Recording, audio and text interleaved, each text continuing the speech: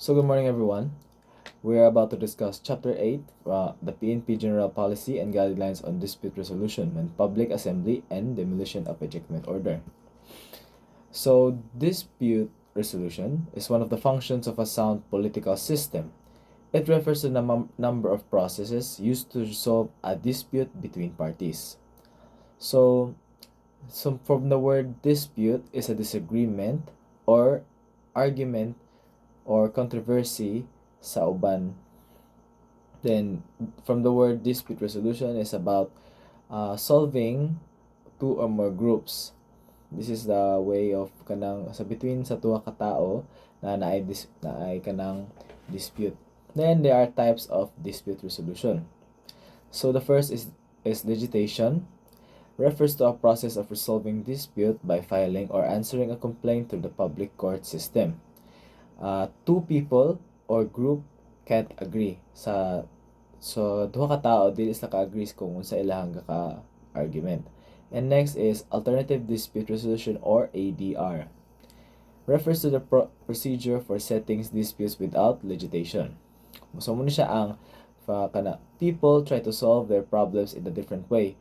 So if anang do sa if two persons they kanang ginabuhat nila na kanang ginasolve nilang problem sa ilahang kaugalingong pamaagi. And next are alternative dispute resolution. The first one is arbitration. The arbitration is a voluntary dispute resolution process in which one or more arbitrators appointed in accordance with the agreement of the parties.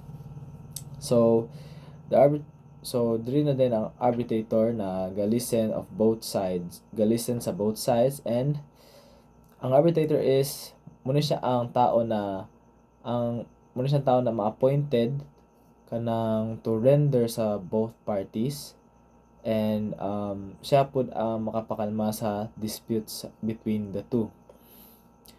And the next is mediation.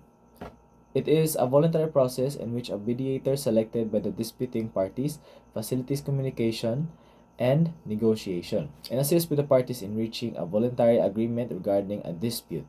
So mediation is helps people involved in a dispute and talk to each other. Muna siya ang type of kanang gahelp gahelp siya o kanang pakalma sa both parties. Ang tawag na siya is the mediator, a person who conducts mediation. Siya ang whether ayan niya masulbad ang ang mga problema kung na siya ma-gather na information and o para masulbad ang mga problema. And next is conciliation, also referred to as a negotiation. It is the least formal type of ADR. The goal of negotiation is to help parties to come to a consensus of their own.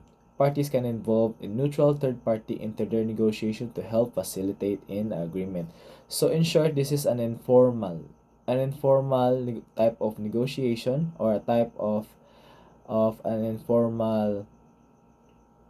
informal resolution within a of both parties.